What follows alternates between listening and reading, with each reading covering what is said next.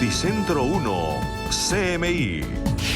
Hospital responde luego de confirmarse que un médico en Bogotá suministró cloro a pacientes con COVID-19.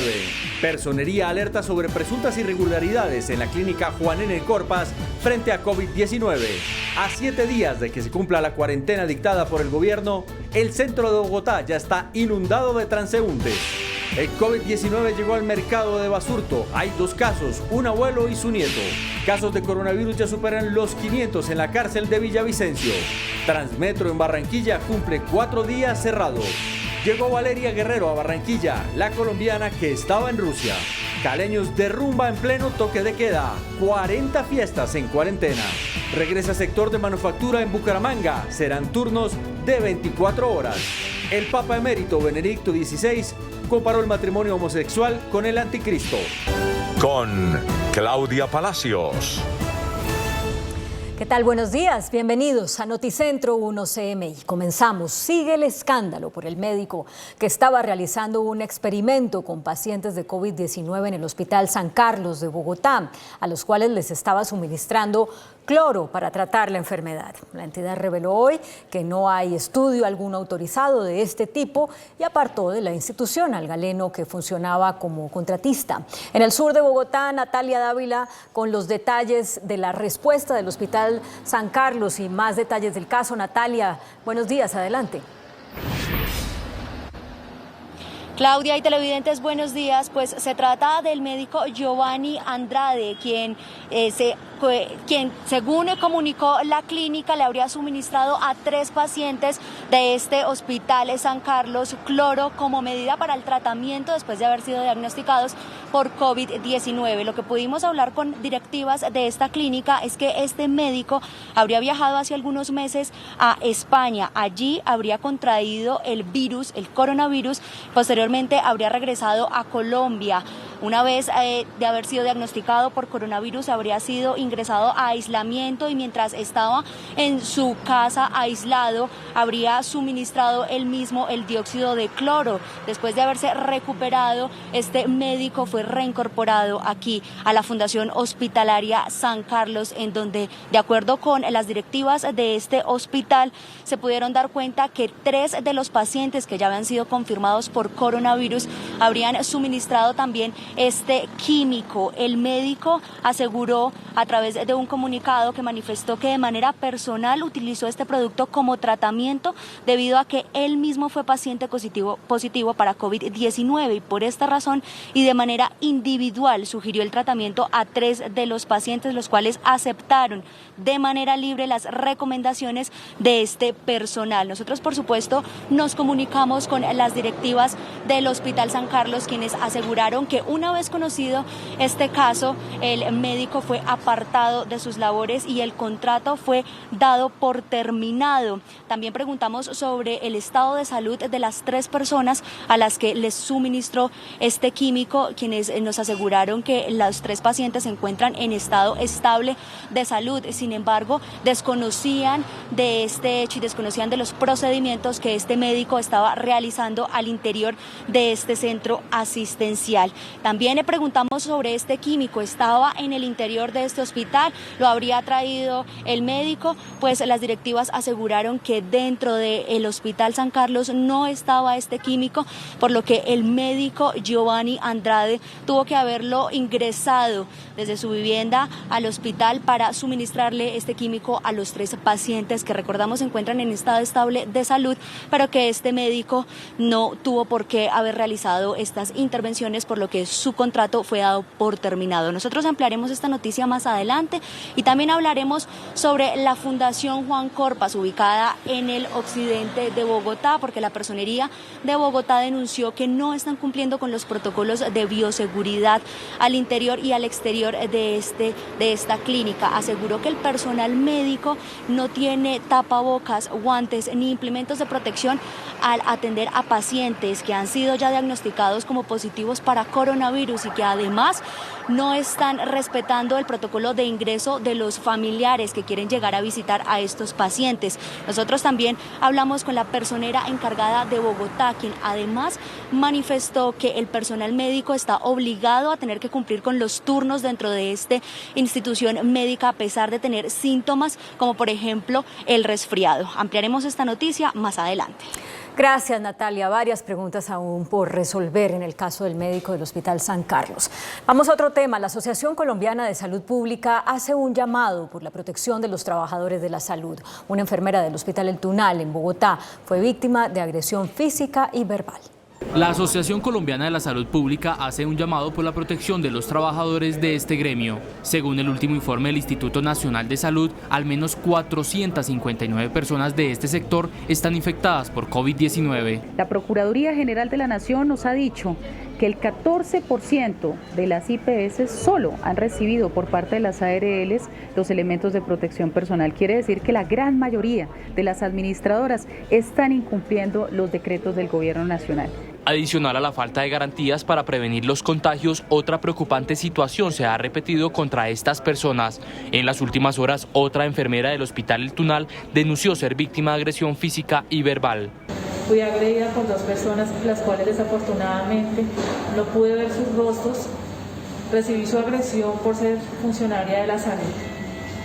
Da tristeza y da dolor que el solo hecho de prestar un servicio, otras personas por negligencia e ignorancia tomen esas decisiones.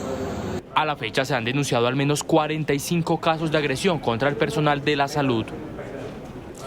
El comandante de las Fuerzas Militares, general Luis Fernando Navarro, ha hecho varios pronunciamientos esta mañana en relación con los perfilamientos hechos a líderes políticos, a periodistas, a sindicalistas y a funcionarios realizados por el Ejército, como lo reveló la revista Semana. Nuestro periodista Didier Chica está con el comandante del Ejército en este momento, quien da más detalles y explicaciones sobre lo que se ha conocido. Cuéntenos, Didier, adelante. Efectivamente, Claudia, tanto el comandante del Ejército, general Eduardo Zapateiro, como el general Luis Fernando Navarro, comandante de las Fuerzas Militares, han entregado nuevos detalles acerca de las decisiones que están tomando después de conocerse estos perfiles y estos supuestos casos de interceptación ilegal. General Navarro, ¿qué nuevas decisiones se han tomado después del viernes, cuando se tomó la primera decisión del llamado a calificar servicios de 11 oficiales? Las decisiones no son del viernes. Las decisiones vienen de tiempo atrás, cuando el señor presidente nos da la orden expresa, hagan una verificación, una auditoría de la inteligencia. Posteriormente se da la orden a la Inspección General de las Fuerzas Militares que verifique protocolos, que verifique procedimientos. También se dieron órdenes de transformación y es por eso que se hizo una revisión de todo el sistema de inteligencia del Ejército para verificar protocolos, para verificar procedimientos, para verificar una cantidad de cosas dentro del sistema fundamental, protocolos de seguridad y de garantía de que todas las tareas que hace la inteligencia está alineada a la Ley de Seguridad y Defensa Nacional y que no se vulnere ningún derecho. Y un tema también bien importante es el talento humano. ¿Qué talento humano está llegando a la inteligencia del Ejército de manera particular? Y también se hicieron temas o acciones de relevos de mandos, comandantes, estados mayores, para darle una dinámica diferente al sistema de inteligencia.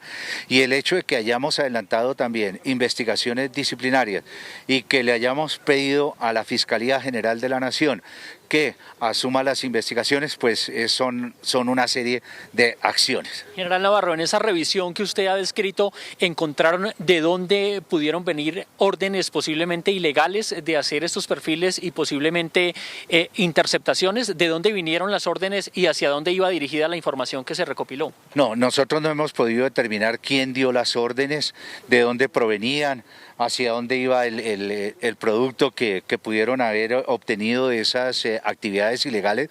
No tenemos esa información. Lo que sí hemos logrado encontrar es que hubo fallas en aplicación de los protocolos, de los procedimientos, de las medidas de seguridad y de la aplicación de la ley de inteligencia. Eso sí lo hemos podido determinar. ¿Se violó la ley de inteligencia?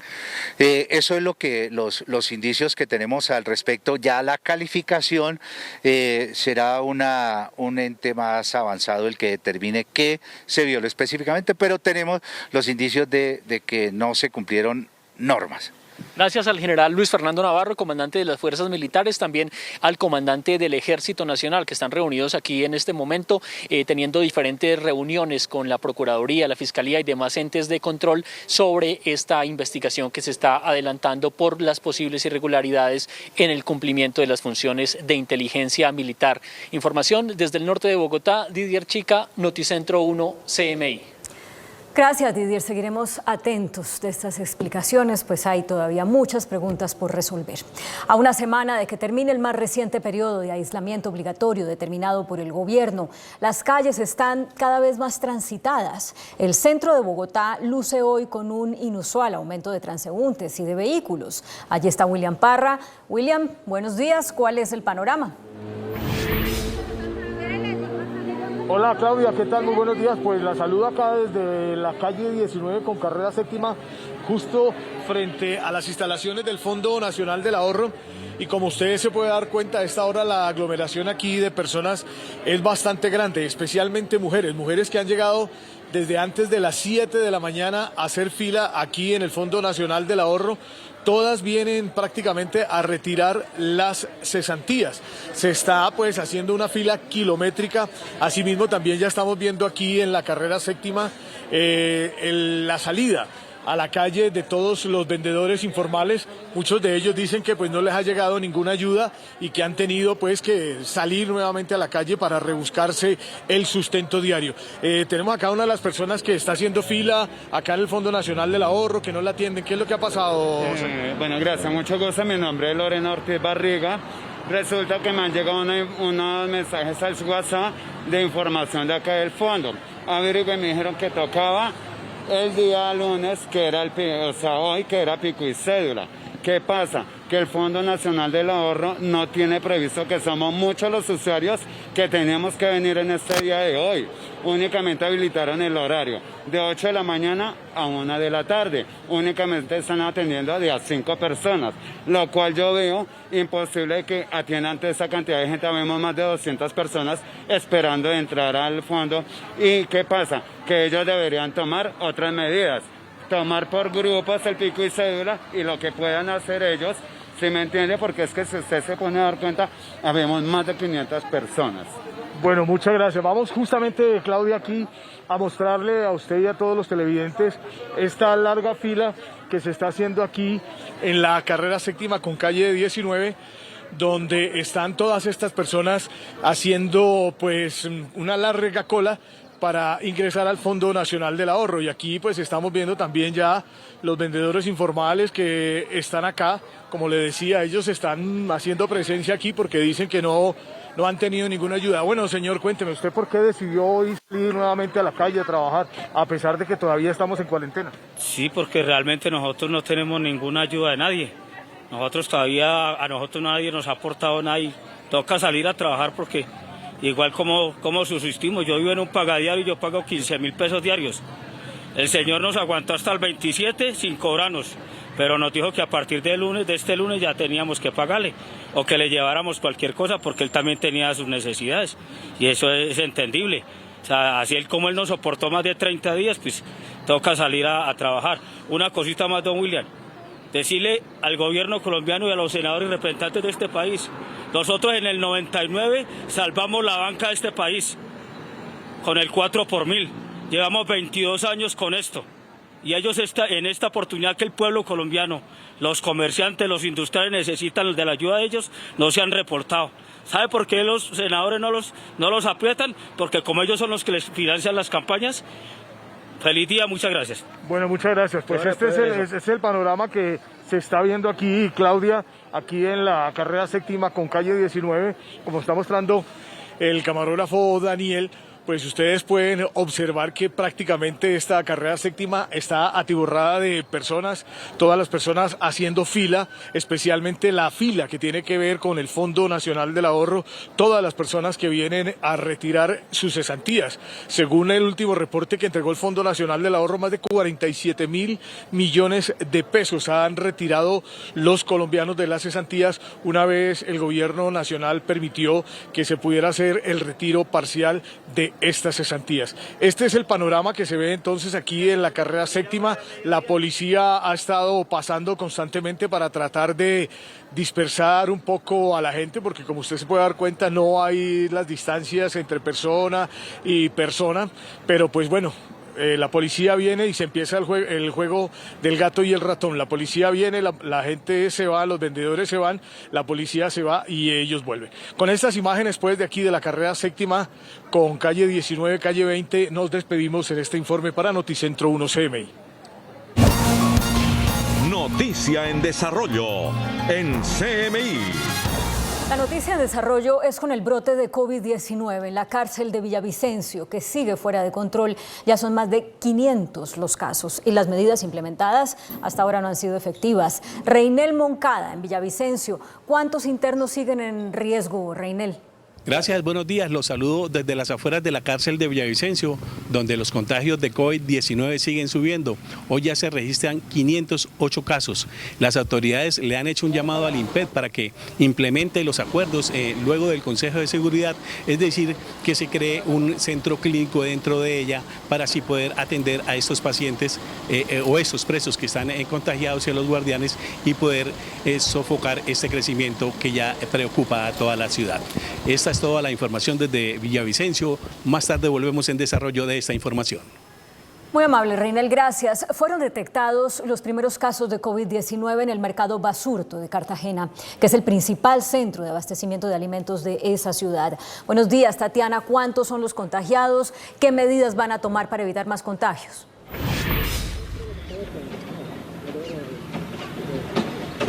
¿Lo van a esperar? No escucho.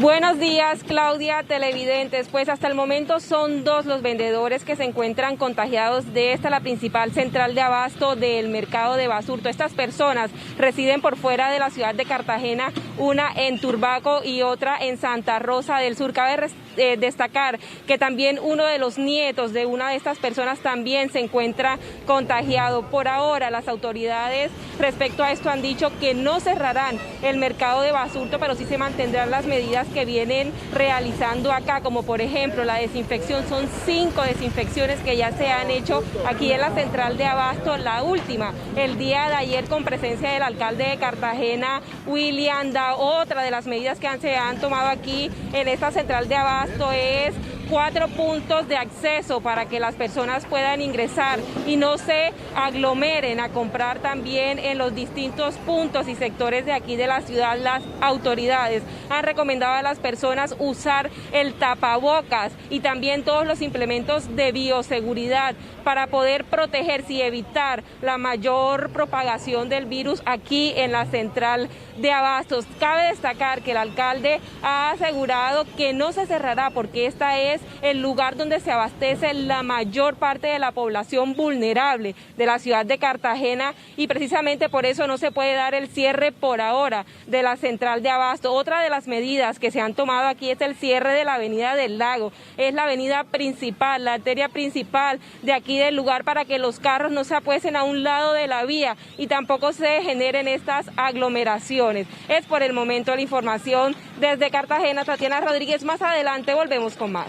Gracias, Tatiana. Y 3 días lleva cerrado el Transmetro en Barranquilla debido a las aglomeraciones y a las pocas medidas de prevención sanitaria que se estaban presentando en ese sistema de transporte. En pleno periodo de confinamiento, más de 30.000 personas utilizan el servicio. Buenos días, Jorge. ¿Cuándo vuelve a operar el Transmetro entonces y en qué están dando la gente? Claudia, muchas gracias. Muy buenos días. Esta tarde, el alcalde de Barranquilla, Jaime Pumarejo, y el gerente del Transmetro, Fernando Sasa, tomarán una decisión alrededor de qué va a acontecer con el sistema de transporte masivo y en qué condiciones se reanudarían las operaciones de estos buses, suspendido el pasado sábado por las denuncias que se presentaron sobre congestión en horas de la noche del día viernes 1 de mayo, aglomeraciones en diferentes estaciones.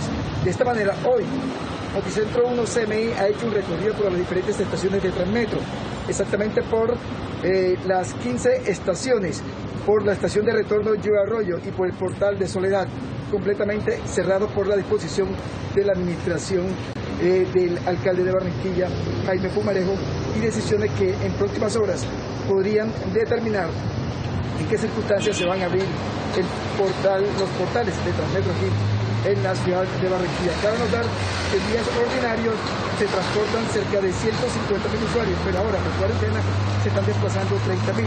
Por ahora se ha suplido el transporte hoy, aunque con mucha congestión, en los buses del servicio urbano, con la disposición que se ha hecho del 75% de los buses de servicio público.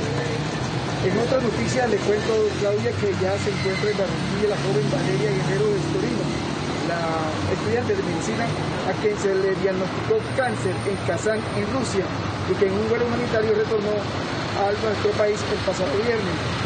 En un avión de la Fuerza Aérea arribó pasado las 10 de la noche del viernes al Comando Aéreo de Combate Cajón 3 y fue trasladada de inmediato a la Clínica General del Norte, en donde recibe atención médica especializada. Además, se le va a practicar la prueba del COVID-19 para determinar si se le puede practicar y si se puede iniciar ya la quimioterapia. En una noticia de última hora, 27 policías han resultado positivos el COVID-19 aquí en la ciudad de Barranquilla. Más adelante tendremos estas y otras importantes noticias desde Barranquilla. Bueno, y muy atentos a la decisión sobre el Transmetro. Muchas gracias, Jorge. Al volver a Noticentro 1 CMI, increíble pero cierto, en pleno toque de queda, más de 40 fiestas hubo en Cali este fin de semana.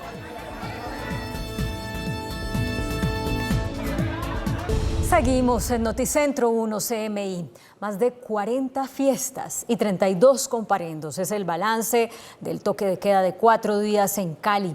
A pesar de las restricciones, las personas siguen incumpliendo las medidas sanitarias. Óscar, buenos días. ¿Qué sanción van a recibir estas personas y qué otras medidas se pueden implementar a ver si sí funcionan? Claudia, buenos días. Mire, además de las 40 fiestas de este fin de semana se han impuesto 9.804 comparendos desde el 20 de marzo. Nosotros estamos con el secretario de Seguridad y Justicia de Cali y déjeme, yo le traslado la pregunta a él. Secretario, con los buenos días, doctor Carlos Rojas. A estas personas, ¿qué medidas se les van a imponer? A estas personas que estuvieron durante este fin de semana en la rumba. Bueno, en el marco de lo que se llama el Código Nacional de Seguridad y Convivencia Ciudadana, aplican 4 tipos de sanciones, dependiendo de la gravedad, pues se aplica cada nivel. Están los 2 primeros niveles, que son niveles en los cuales hay una especie de compensación que la persona puede hacer cuando comete la infracción, y esa compensación o conmutación de la infracción equivale a que esa persona cumpla con un correctivo, haga un curso y quede en el Sistema Nacional de Infractores como que ha resuelto su situación. Y hay 2 niveles de sanción pecuniarios, el uno es por un poco más de 600.000 pesos y el otro es por 936.000 pesos, que son las que estamos aplicando en este contexto. Personas que de alguna manera vulneren estos mandatos que están en el contexto del derecho policivo y teniendo en cuenta que estamos en un contexto de emergencia sanitaria, pues obligan a que tratemos de sancionar con el máximo nivel de responsabilidad, teniendo en cuenta de todas maneras la proporcionalidad de los comportamientos de las personas, pero requerimos el mayor compromiso ciudadano y por eso se aplica el máximo nivel de la sanción que tiene el Código de Seguridad y Convivencia. Perfecto. Secretario, ¿qué se va a hacer con estas personas al oriente de Cali? ¿Se van a tomar medidas adicionales? Sí, hemos considerado para el señor alcalde en una reunión de comité de crisis que vamos a tener, proponerle que en el caso de algunos sectores hagamos lo que se llama el toque de queda y lo hagamos a partir del fin de semana que viene. Serían 3 días ubicado a 3 sectores en horas de la noche, donde se prohíbe la circulación o restringe la circulación de personas. Ten en cuenta que en esa área hay un alto nivel de riesgo de contagio de COVID y adicionalmente por el comportamiento ciudadano, pues hay que reducir lo mejor posible el riesgo y la amenaza que pueda dar de que nuevas personas se contagien con este virus que tenemos en la ciudad de Cali. Muchas gracias. Por otra parte, también un ciudadano con COVID positivo fue descubierto comprando pollo en un restaurante. Sí, nosotros estamos haciendo con el CasaCovid un monitoreo de todos los casos que tenemos en la ciudad. Es una tecnología que se está aplicando en la cual identificamos cuáles son los movimientos que las personas tienen en su área, digamos, de vivienda o la área restringida que tienen. En consecuencia, lo que hacemos es ubicarla, como pasó el día viernes. Esta persona fue conducida, el día sábado, perdón, fue conducida nuevamente a un sitio donde el municipio se encarga de su protección y el seguimiento del sistema de salud. Secretario, muchas gracias. Claudia, esa es la información desde Cali. Más adelante nosotros volvemos con más temas acerca del COVID-19.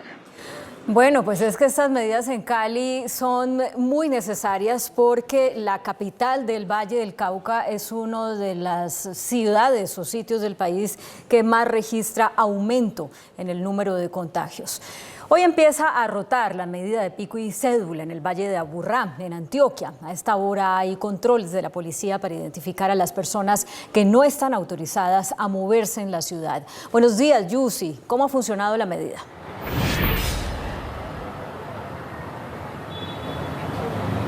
Hola Claudia, buenos días. La saludo a las 11:29 de la mañana. Son en total 63.000 empresas las que se han registrado y que en teoría serían unas 75.000 personas las que podrían movilizarse. Sin embargo, no todos tienen estas autorizaciones. Estamos en uno de los puestos de control que a esta hora adelantan los 1.200 policías que hay en la ciudad para identificar con tecnología, con esta aplicación, cuáles son las personas que tienen este permiso para movilizarse. Hasta la fecha han sido sancionadas 32.000 en toda el área metropolitana. Esto quiere decir los 10 municipios que componen el Valle de Aburrá, y solo en Medellín han sido 26.000. Como vemos, les piden algunos de los documentos, pero vamos hasta donde está uno de estos policías.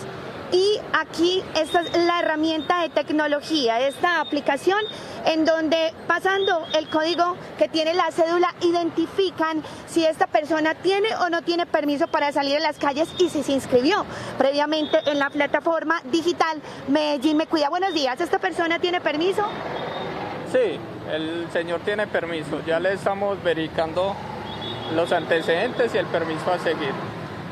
Bien, muchas gracias. Bueno, ¿usted en este momento a qué se dedica? ¿Está en la calle por abastecimiento o se inscribió previamente porque hace parte de algunos de los sectores que reactivaron la economía? Hago parte de uno de los sectores que reactivaron la economía. ¿De cuál? Sector transporte. ¿Se inscribió en la plataforma? Sí. Bueno, muchas gracias. Son en este momento los controles que le hacen entonces a los ciudadanos. Recordemos que son 785.260 personas las que podrían salir a las calles. Sin embargo, de estas empresas que han hecho las inscripciones, solo 32.000 cumplieron con los protocolos de bioseguridad que deben tener en estas compañías para poder reactivar su economía y trabajar. Recordemos que tienen que tener cierta distancia entre los puestos de trabajo, la desinfección, no solamente el ingreso en las entradas de estas empresas, sino también en cada una de las oficinas, y pertenecer a los sectores en este momento autorizados por el gobierno nacional. Seguimos entonces viendo algunos de los controles. Buenos días. ¿Esta persona sí tiene permiso? En este momento el caballero que acabo de registrar no está inscrito en Medellín Me Cuida, aunque cumple con el pico y placa, pero entonces el pico y cédula. Le vamos a hacer la observación para que se registre en Medellín Me Cuida. ¿Cuál es el procedimiento con las personas que tienen ese pico y cédula pero que no tienen esa autorización para transitar porque no tienen la inscripción? Sí, por decreto está establecido de parte de la alcaldía municipal los números que tienen libre circulación para hacer unas excepciones que están contempladas en el decreto 593 de 2020. En ese sentido el señor no tiene problema, pero es bueno que saquen el registro de Medellín Me Cuida para poder transitar sin ningún problema. Muy bien, muchas gracias. Son entonces 32.000 personas las sancionadas en estos puestos de control que adelantan 1.200 policías. Más adelante regresamos con otras noticias desde la capital antioqueña. Muy curioso, Yusi, que los policías toman las cédulas de todo el mundo, así que sería bueno que cada persona limpiara su cédula después de que se la entrega al policía. Con turnos de 24 horas, hoy vuelve a operar el sector de manufactura en Santander. Vamos a hablar con Ana Mercedes con el reporte desde Bucaramanga de esta medida. Ana Mercedes. Hola compañeros televidentes, muy buenos días. Pues dos sectores en forma lenta empezaron a reactivarse en la economía de Santander. Uno, el sector de la construcción. Cerca de 90 empresas de construcción están laborando de 6 de la mañana a 6 de la tarde, entre empresas estatales y empresas privadas.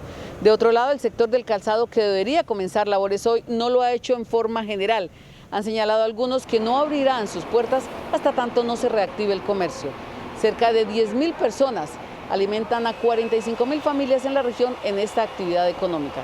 Las autoridades han dicho que satelitalmente se vigilará a todas las empresas que reportan el ingreso de sus trabajadores a esta hora laboral. El transporte también se cumple en forma normal. Más detalles de esta noticia en nuestra próxima emisión. Es todo por el momento para Noticentro 1 CMI desde Bucaramanga, informó Ana Mercedes Ariza. Buenos días. Gracias, Ana Mercedes. Y por otro lado, en medio de la fuerte crisis económica de gran parte de las empresas por el confinamiento debido al COVID-19, hay campañas que le están sacando provecho a la situación y son ganadoras por su adaptación a las nuevas tecnologías. Las empresas ganadoras en medio de la crisis sanitaria, social y económica generada por el coronavirus definitivamente son las que habían explorado el mercado digital. Es el caso del supermercado en línea Merkeo, que opera en Colombia y México.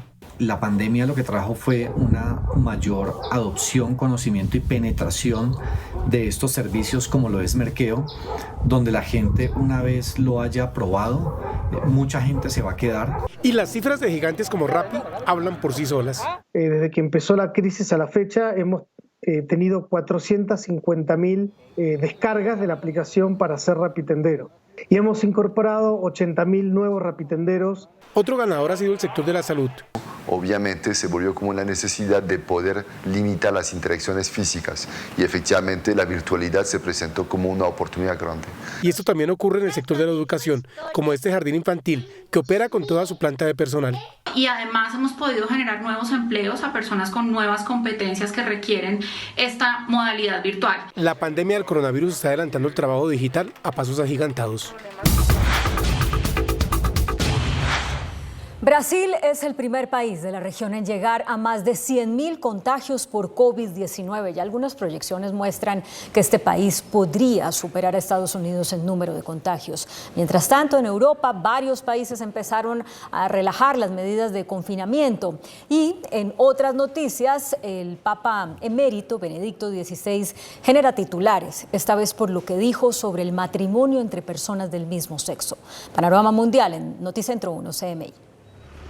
Brasil registra ya 7.025 muertes por coronavirus, 775 más en las últimas 24 horas y se convirtió en el primer país de Latinoamérica en superar la barrera de los 100.000 casos confirmados de la enfermedad, que crece de manera exponencial en el país.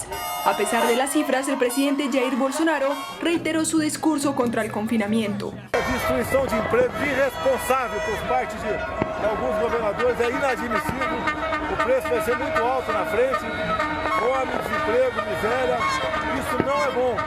No obstante, diversos estudios científicos divulgados esta semana indican que los casos de COVID-19 en Brasil podrían superar el 1.000.000 e incluso situarse por encima de Estados Unidos. Esto debido a la falta de notificaciones de los casos y a la falta de pruebas. En Europa, el continente más afectado por la pandemia, avanzan con las medidas para levantar los confinamientos.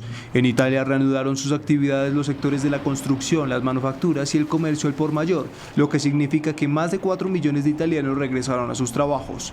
España inicia hoy el fin gradual del confinamiento con la apertura de pequeños comercios y establecimientos de hostelería, aunque con limitaciones, en un proceso que se prolongará hasta finales de junio. El país ibérico registró 164 muertes con COVID-19 en las últimas 24 horas, la cifra de fallecimientos más baja desde el 18 de marzo, según los datos del Ministerio de Sanidad. Desde el inicio de la pandemia han fallecido un total de 25.428 personas. Además, los nuevos contagios cayeron a 356, la cifra más baja en casi 2 meses. Rusia, por su parte, registró un nuevo aumento en el número de contagios diarios y ya supera los 145.000 enfermos. Según cifras oficiales, en las últimas 24 horas se registraron 10.500 nuevos casos de COVID-19. En Nueva Zelanda no se registraron nuevos casos del virus en las últimas horas, lo que confirma los buenos resultados de la estrategia temprana que adoptaron las autoridades. Por primera vez en el mundo, una potencial vacuna contra el COVID-19 pudo generar anticuerpos capaces de neutralizar el virus en las células humanas. Según el Instituto de Virología Spallanzani en Roma, la vacuna se demostró eficaz en los ratones y los ensayos en humanos comenzarán después del verano. Después de una sola vacuna, los ratones desarrollaron anticuerpos que pueden bloquear la infección del virus. En una biografía autorizada publicada hoy en Alemania, el Papa emérito Benedicto XVI, conocido por sus posiciones tradicionalistas, afirma que sus detractores quieren hacerlo callar. El Papa comparó el matrimonio homosexual y el aborto con el anticristo y de hecho lo comparó con una fuerza maléfica que busca reemplazar a Jesucristo. Joseph Ratzinger, de 93 años, dice ser víctima de una deformación malintencionada de la realidad. Las autoridades venezolanas afirmaron haber frustrado el intento de un grupo de hombres armados liderados por un veterano de guerra estadounidense de invadir el país en barco. El jefe del Partido Socialista, Diosdado Cabello, dijo que se enteraron de la operación por un informante de Colombia. Nicolás Maduro, por su parte, aseguró que el objetivo central de la supuesta incursión extranjera en Macuto era matarlo. ¿Quién es el médico que hizo ensayos con cloro en pacientes con COVID-19?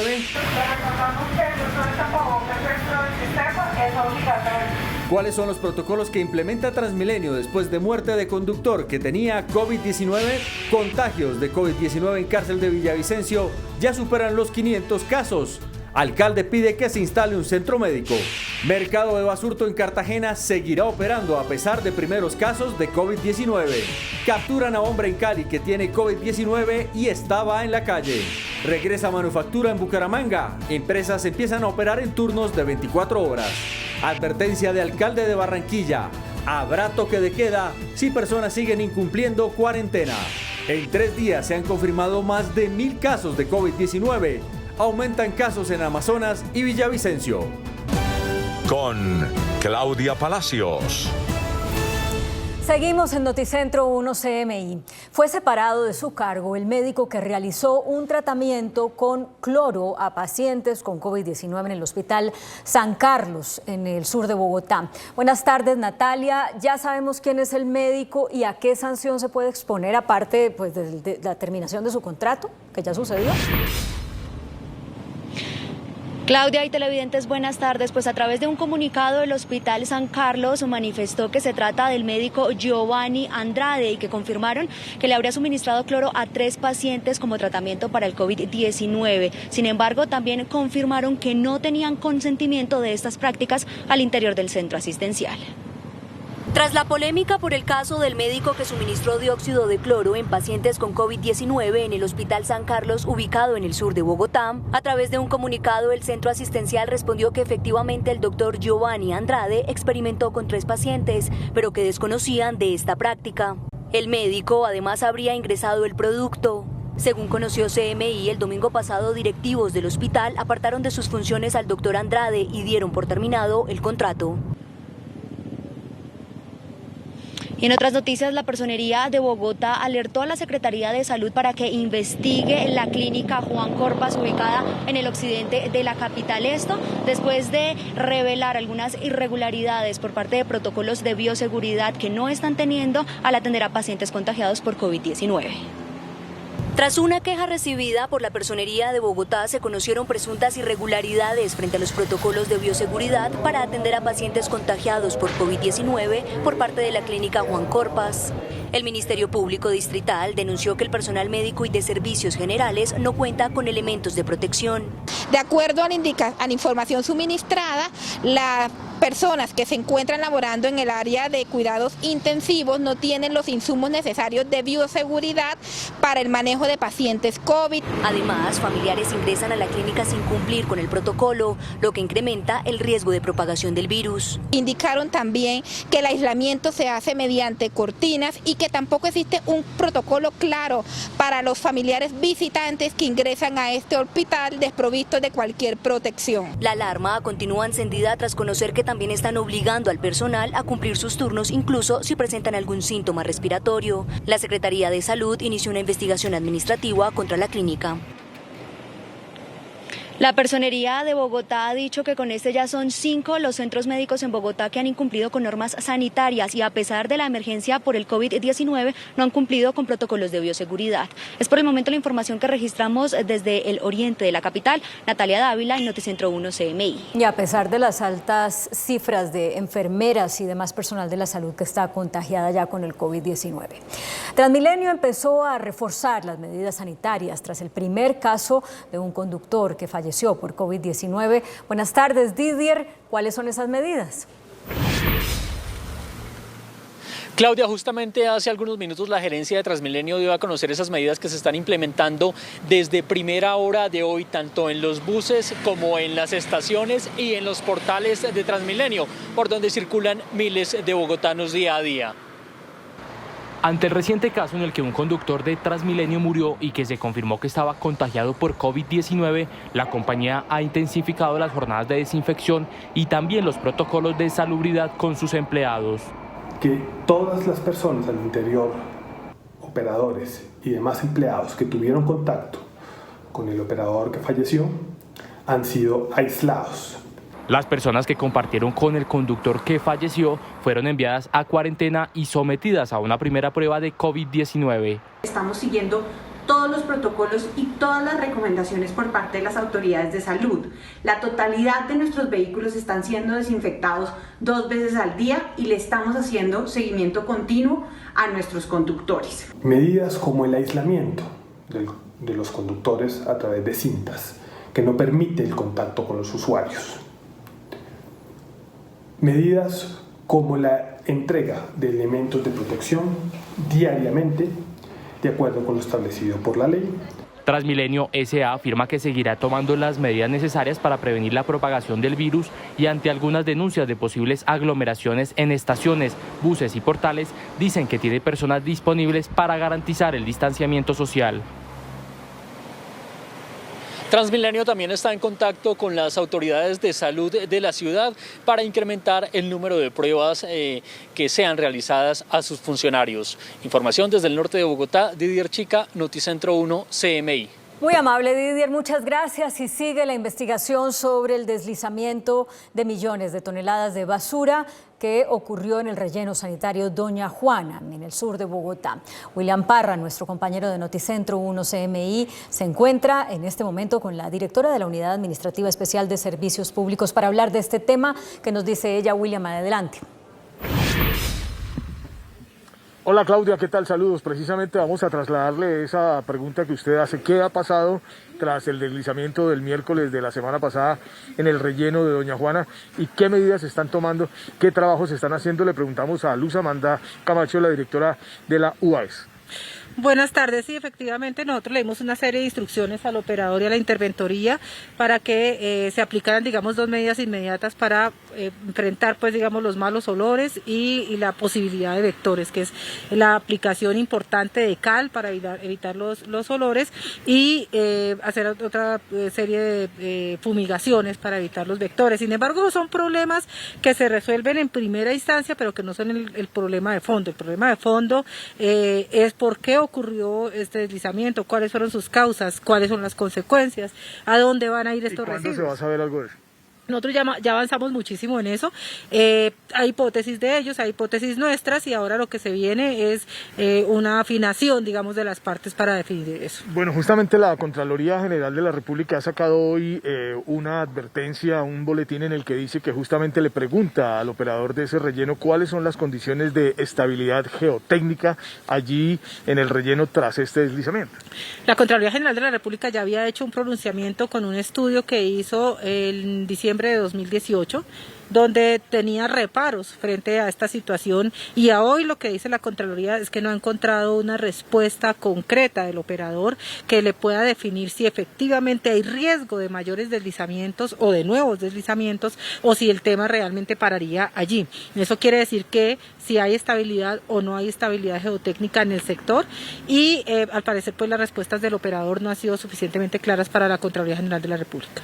Bueno, muchas gracias a Luz Amanda Camacho, la directora de la UAS. Esta tarde se estará llevando a cabo un puesto de mando unificado para tratar de justamente hacer un balance y un inventario sobre lo que sucedió aquí tras este deslizamiento en el relleno sanitario Doña Juana. Es toda la información en Noticentro 1 CMI. Continúe usted, Claudia, con más noticias.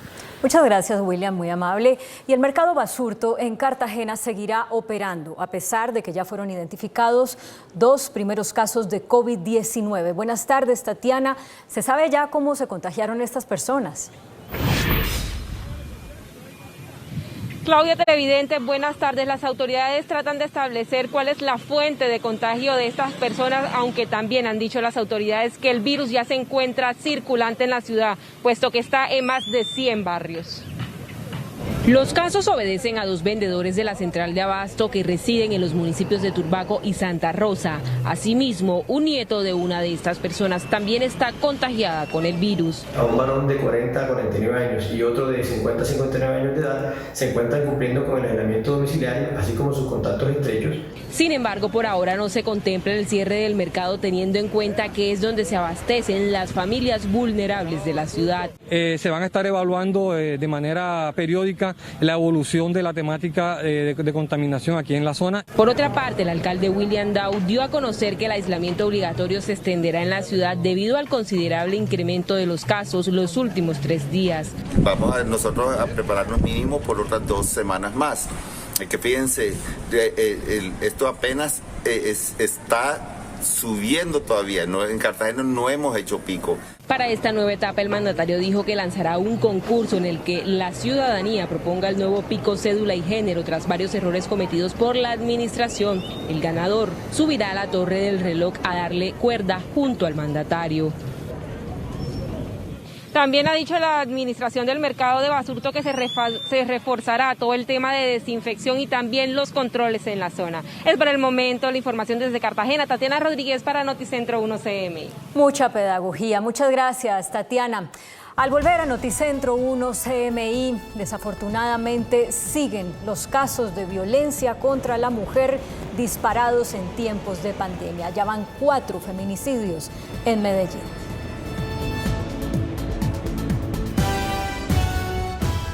El alcalde de Villavicencio pide que se instale un centro médico del centro penitenciario donde ya se reportan más de 500 casos de COVID-19. Reinel Moncada, ¿qué otras medidas pueden implementar para frenar el contagio en esa prisión?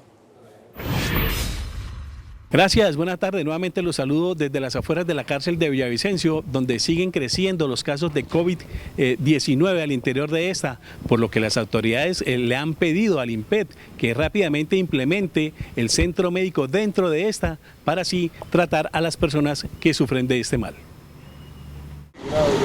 Un nuevo llamado le hizo el alcalde de Villavicencio al director del INPET, luego de conocer las nuevas cifras que llegan a 508 casos de COVID-19 al interior de esta.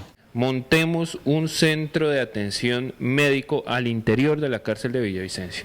Nosotros hemos dispuesto que la ESA municipal sea quien haga las pruebas, muchísimas de las pruebas que se están estableciendo al interior del centro penitenciario. Ahora lo que necesitamos es garantizar las condiciones de dignidad para atender a estas personas al interior de la cárcel. La situación de la cárcel de Villavicencio sigue siendo muy complicada. De 1.800 reclusos, ya 508 han dado positivos en las pruebas y seguramente van a seguir subiendo, porque son 2.000 pruebas las que debemos hacer. Indicó que los compromisos adquiridos en el Consejo de Seguridad pasado están realizándose, pero muy lentamente. Pero lo cierto es que no hay una capacidad instalada suficiente para atender hoy a la población penitenciaria, no solamente a los reclusos, sino también al personal del INPEC y al personal administrativo. El municipio de Villavicencio ya tiene 36 casos de coronavirus, en su gran mayoría contagiados del centro penitenciario. Con 565 casos, desafortunadamente el Meta pasa a ocupar el tercer lugar en contagio de COVID-19. 7 de los municipios de este departamento ya tienen este virus. Esta es toda la información que se produce desde Villavicencio con Reinel Moncada. Sigan ustedes con más información en Noticentro CMI. A ver qué respuesta le da el gobierno a esta solicitud. Muchísimas gracias, Reinel. Y capturaron a otra persona en Cali por incumplir la cuarentena. El hombre está contagiado de COVID-19. Buenas tardes, Oscar. ¿Quedó detenida esta persona? Y si es así, ¿cómo para que no contagie a otras? Claudia, la saludo nuevamente desde Cali. Mire, esta persona fue conducida por las autoridades a un hotel que tienen dispuesto para personas con COVID-19 y que no acatan la medida de cuarentena. La persona fue sorprendida mientras compraba pollo en el oriente de la ciudad. En el barrio 20 de Julio, al oriente de la ciudad, Nuevamente el equipo Casa COVID, integrado por la policía, fiscalía y alcaldía, y gracias a una aplicación móvil que detecta cuando los casos positivos se mueven fuera de su hogar, encontraron un caso positivo para coronavirus, mientras este compraba en un restaurante. Fue a comprar un pollo, pero reveló también a las autoridades que hicieron presencia en el día de hoy que en horas de la mañana fue a hacer diligencias bancarias. De inmediato, el sujeto fue detenido por las autoridades y llevado a un hotel especial para estos casos, mientras se recupera del virus. Esta persona, más bien arrestada, pues fue sorprendida en flagrancia y se trasladará a un sitio adecuado por la alcaldía de Cali para que cumpla las medidas de bioseguridad y no ponga en riesgo a la comunidad de Santiago de Cali. Se espera también que en las próximas horas esta persona sea judicializada por poner en riesgo a la población. También les contamos que en el municipio de Palmira empieza esta semana a funcionar las cámaras que detectan el rostro y lo cotejan con el número de la cédula. Los dispositivos funcionarían de la siguiente manera. Sale una persona, detectan el rostro, inmediatamente cruzan información con la Registraduría Nacional. Y si ven que a la cédula no le correspondía salir ese día, inmediatamente envían una patrulla de policía para que haga el respectivo comparendo. En Palmira van más de 1.300 comparendos por no acatar la cuarentena. Desde Cali, Oscar Julián González para Noticentro 1 CMI. Bueno, el tema es si hay suficientes patrullas para llegar a donde las personas que estén infringiendo la norma. Muchas gracias. Más de 5.000 empresas y 10.000 trabajadores regresan a trabajar en Bucaramanga. Una de las medidas que implementan las empresas es turnos laborales de 24 horas. Ana Mercedes Ariza, ¿qué otras medidas van a implementar? Buenas tardes. Hola, compañeros televidentes, cordial saludo. Pues en la capital de Santander, 5.000 empresas de calzado y manufacturas estaban habilitadas para iniciar labores hoy, pero muchas de ellas decidieron no abrir porque no tienen a quién venderle sus productos. Con vigilancia satelital y bajo estrictos controles, en 2 turnos de 16 y 24 horas, 71 empresas de construcción, calzado y manufacturas en Bucaramanga reactivaron sus actividades. 24/7 para que haya más oportunidades para cada una de las personas en medio de este reto y poder garantizar un buen balance, porque el paradigma de o nos mata el coronavirus o nos morimos de hambre. Con estas medidas se busca evitar congestiones en las calles, en los buses de transporte masivo y recuperar la economía. Es muy importante contar con la industria manufacturera, es una industria que jalona la economía a nivel nacional, aporta alrededor del 11% del PIB. Pero no toda la industria del calzado abrió sus puertas. Nosotros no abrimos porque si el comercio no está activo, no hay rotación de las mercancías, no hay ventas, no hay cómo despachar. Yo creo que la manufactura no debería abrir hasta tanto el comercio no esté abierto. Toda la población en Colombia necesitamos trabajar también, y si no hay disponibilidad por lo menos de que abran los almacenes para entregar nuestros pedidos, es muy difícil así poder iniciar y poder trabajar. Empresa que no se registre en la alcaldía y en la policía y que no esté sujeta a la vigilancia de este sistema satelital será drásticamente sancionada si se encuentra operando. Es todo por el momento desde Bucaramanga. Para Noticentro 1 CMI informó Ana Mercedes Ariza. Buenas tardes. Gracias, Ana Mercedes. Al volver a Noticentro 1 CMI hablaremos del aumento de la violencia contra la mujer, los 4 casos de feminicidio en Medellín durante la pandemia. Ya volvemos.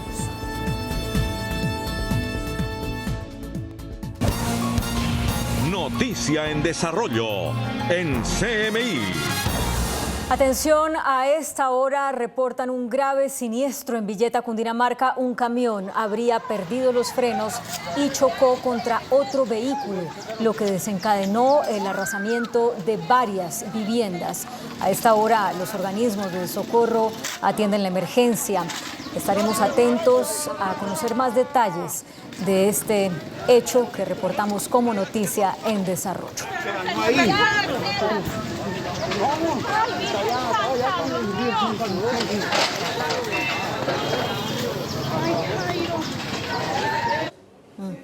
Ya son 4 los casos de feminicidio en Medellín desde que inició el confinamiento. La violencia contra la mujer sigue disparada. Buenas tardes, Yusi. ¿Qué medidas están implementando en Medellín para evitar que estos casos se repitan?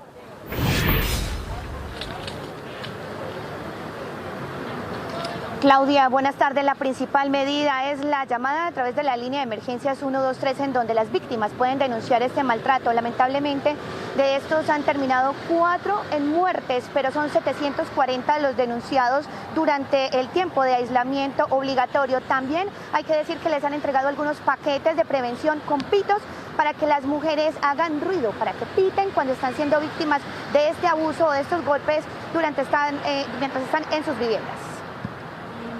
Juliana Marín, de 25 años, se encontraba en su vivienda del barrio Santa Cruz de Medellín cuando recibió un impacto de bala y murió. Al parecer, un familiar habría disparado el arma accidentalmente. Al parecer, los hechos se dieron en un accidente mientras su hermano manipulaba un arma, y eso nos hace pensar en la urgencia de que el hogar sea un lugar seguro para las mujeres, además en la importancia de desarmar la vida civil. En lo corrido de este año, 12 mujeres han sido asesinadas, 8 de los casos fueron feminicidios y 4 de ellos ocurrieron en cuarentena. Desde la Secretaría de las Mujeres haremos presencia en la comuna de la mano de la Gerencia Territorial para hacer acciones de prevención de las violencias basadas en género. Durante el aislamiento obligatorio se han presentado 740 casos de violencia contra la mujer. De estos, 696 fueron por maltrato físico y 284 psicológico. 12:26 del mediodía y a esta hora estamos en el Parque de las Luces, en el centro de Medellín, en donde se adelanta una protesta pacífica por parte de un grupo de venteros ambulantes. Buenos días, ¿qué es lo que piden ustedes? ¿Por qué vinieron a protestar? Buenos días, soy Gisela Ardila, soy representante de la Asociación de Tinteros de Parque de Río. Estamos pidiendo una pequeña colaboración o una colaboración por medio de la Alcaldía de Medellín, que hemos estado en los medios de comunicaciones y no hemos tenido respuesta ninguna. ¿Qué piden? ¿Qué piden ustedes? Estamos pidiendo en este momento la ayuda humanitaria del mercado, de las ayudas monetarias, porque no tenemos alimentos ya en la casa.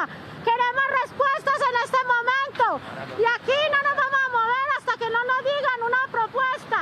Ya les hemos dicho mucho que nos ayuden, por favor. Necesitamos alimentos, necesitamos alimentos.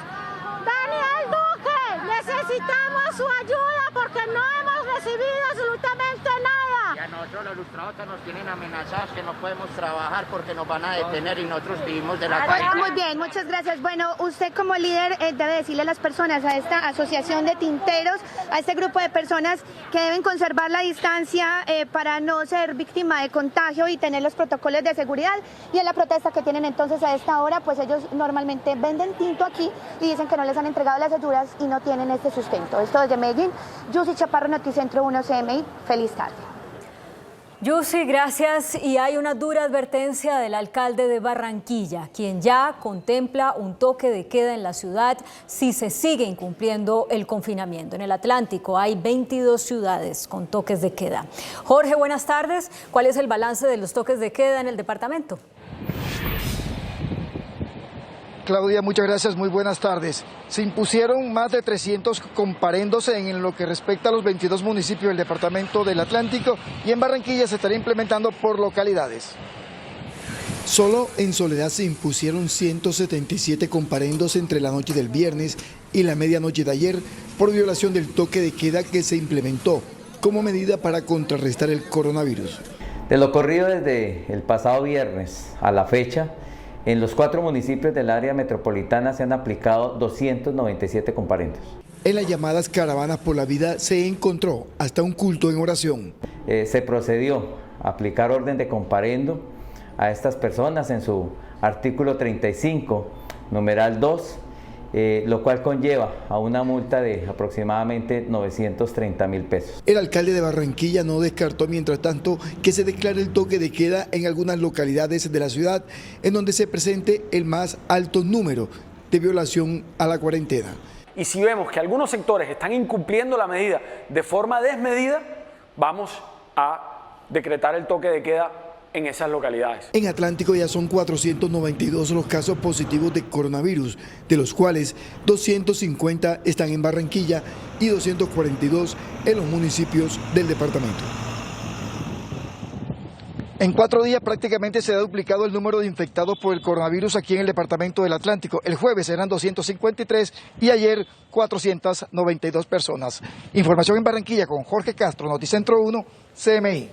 Muy amable Jorge, gracias. Más de 1000 casos en 3 días. Ese es el actual reporte de COVID-19 en nuestro país. Los contagiados, o los contagios mejor, se han acelerado en Villavicencio y en Amazonas. El Ministerio de Salud confirmó este domingo que 423 personas dieron positivo por COVID-19. La cifra total de contagiados ya llegó a los 7.668 casos. Fallecidos. Las muertes aumentaron con otros 16 fallecidos, entre los que se encuentra una mujer de 26 años en Bogotá. La cifra total de fallecimientos en Colombia es de 340. COVID-19 en Colombia. En su mayoría, los nuevos casos de contagiados se presentaron en Bogotá, en el Meta, Barranquilla, en el Amazonas y en Nariño. El Ministerio de Salud afirma que hoy se procesaron 4.199 pruebas. Recuperados. La cifra de recuperados ya llegó a los 1.722 casos. Bogotá sigue siendo la ciudad más afectada con al menos 2.958 casos. El Amazonas ya presenta 182 casos.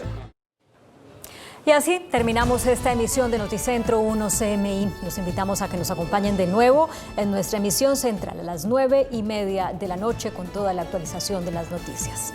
Hasta entonces.